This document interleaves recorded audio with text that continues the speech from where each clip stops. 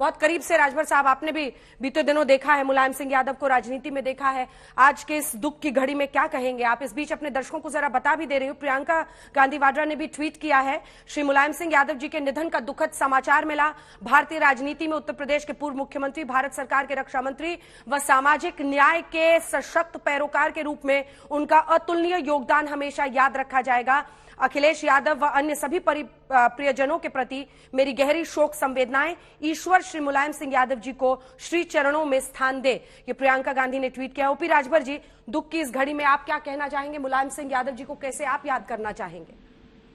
देखिए, माननीय मुलायम सिंह यादव जी के निधन पर पूरा देश शोकाकुल है और एक अपूर्णीय क्षति राजनीति में हुई है। जो काम इन्होंने अपने जमीन से उठ करके, सबसे बड़ी चीज की जमीन से गरीब परिवार में पैदा हुए, जमीन से उठ करके इस ऊंचाई तक पहुंचने में हमेशा इन्होंने सबको साथ लेकर के चलने का काम किया और कभी इन्होंने कदम पीछे नहीं हटाया। और हमेशा जब भी ये सलाह देते थे, सुझाव देते थे, जैसे मैं पहली बार जब आपसे मिला पार्टी बना करके, उन्होंने मुझसे यही कहा कि देखो, हमेशा जनता के बीच में रहना, उनके सुख दुख में हमेशा साथ रहना, यही राजनीति का सबसे बड़ा धर्म है। देखो, हम वो खुद अपने को उदाहरण बताते थे कि देखो, हम गरीब परिवार में पैदा हुए, वहां से उठ करके हम मुख्यमंत्री बन गए हैं, लेकिन हम हमेशा उन्हीं के बीच में रहते हैं और उनकी मदद करते हैं।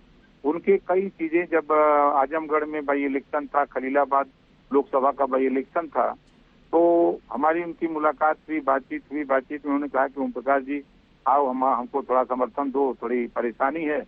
मैंने कहा कि ठीक है, चलिए हम समर्थन देते हैं।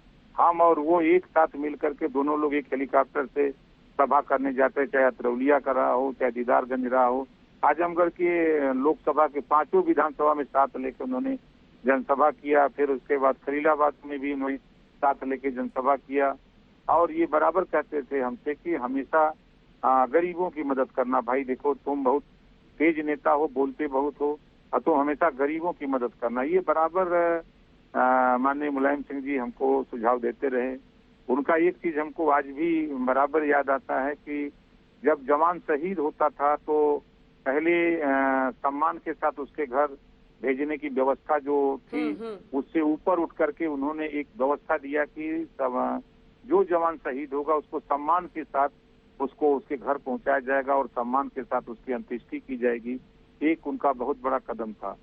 और अपने मुख्यमंत्रित्व काल में माननीय मुलायम सिंह जी जब पहली बार मुख्यमंत्री बने तो उन्होंने एक फैसला लिया था कि भारत एक हिंदू राष्ट्र की बात है, तो उन्होंने उत्तर प्रदेश में जो अंग्रेजी में काम होते थे, उस अंग्रेजी काम को रोक करके उन्होंने कहा कि नहीं, हिंदी में काम होगा।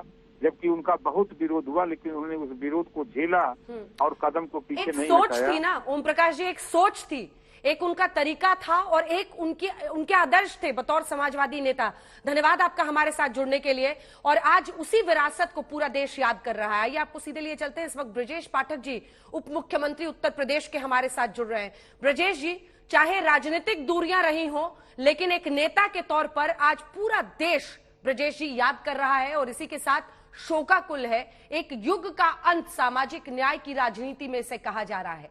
आज इस दुख की घड़ी में आप क्या कहेंगे ब्रजेश जी? आदरणीय मुलायम सिंह यादव जी पुरानी पीढ़ी के सर्वमान्य बड़े नेता थे। उनका निधन हम सबके लिए, उत्तर प्रदेश के लिए अपूर्णीय क्षति है, भारतीय राजनीति की अपूर्णीय क्षति है। हम सब ईश्वर से प्रार्थना करते हैं कि उन्हें अपने श्री चरणों में स्थान दें और उनके परिजनों को, अनुयायियों को, समर्थकों को असहनीय पीड़ा को सहने की ताकत प्रदान करें। आदरणीय मुलायम सिंह जी ने अपने जीवन काल में सफर बहुत नीचे से शुरू किया, जीरो से लेकर के वो देश की राजनीति पर पूरी तरह से काम करते रहे और हमेशा उन्होंने गरीबों की, वंचितों की बात की। मैं मानता हूं कि आदरणीय मुलायम सिंह यादव जी वैचारिक मतभेदों के बावजूद कई मामलों में वो पार्टी लाइन को तोड़ करके लोगों के साथ खड़े होते थे। हम सब लोगों ने उनको संसद भवन में कई बार इस बात को रखते हुए देखा है कि कभी भी जो सही बात कहते थे, चाहे जो उनके साथ हो, वो अपनी कभी कभी आप देखते होंगे कि पार्टी लाइन को तोड़ देते थे और हमेशा सही बात रखते थे देश के सामने। मैं ऐसे नेता को श्रद्धांजलि अर्पित करता हूं और वास्तव में मुझे बहुत ही दुख है कि हमने एक ऐसे नेता को खो दिया जो गरीबों की बात को लेकर हमेशा लड़ाई लड़ते थे। एक सामाजिक न्याय की पूरी नींव उन्होंने रखी इस देश में अपनी राजनीति से उत्तर प्रदेश में। उस पर आप क्या कहेंगे? क्योंकि आजादी के बाद से जो सामाजिक न्याय की लड़ाई थी पिछड़ी जातियों के लिए, उसको भी उन्होंने प्रखर तरीके से उत्तर प्रदेश में फैलाया। ये जो सामाजिक लड़ाई थी उसको उन्होंने गंभीरता के साथ आगे बढ़ाने का काम किया और जनता दल की सरकार में इसको मूर्त रूप देने में उनका बहुत बड़ा योगदान रहा है और आज देश उन्हें नमन करता है। इमरजेंसी के खिलाफ भी उनकी लड़ाई हुई, 18 महीने जेल में रहे। हमेशा जब कहीं प्रदेश को देश को आवश्यकता पड़ी, आदरणीय मुलायम सिंह जी आगे आकर के लड़ाई लड़े, संघर्ष किए और कभी भी संघर्ष से पीछे उन्होंने अपने कदम नहीं खींचे और हमेशा गरीबों के हक और हुकूक की लड़ाई को आगे बढ़ाते रहेंगे। शोकाकुल परिवार और अखिलेश यादव के लिए क्या कहेंगे आप? हम उनके परिवार को और उनके अखिलेश जी को ईश्वर से प्रार्थना करते हैं कि इतनी ताकत दें, असहनीय पीड़ा को सहन कर सके और अनुयायियों को भी ताकत प्रदान करें, ईश्वर की असहनीय पीड़ा को सहन कर सकें। वास्तव में उत्तर प्रदेश के लिए बहुत अपूर्णीय क्षति है ये। ब्रजेश जी, क्या कुछ जानकारी आपको आई है कि उनके पार्थिव शरीर को पहले लखनऊ लाया जाएगा? क्या वहां पर सम्मान के साथ? जी, अभी बहुत कम समय हुआ है जी। और मुझे लगता है कि लखनऊ ही लाएंगे वो लोग। अभी वहां से अस्पताल से निकल करके लखनऊ कैसे लाएंगे, अभी सूचना जैसे ही प्राप्त होगी तो पूरी बात हम आपको दोबारा बताएंगे।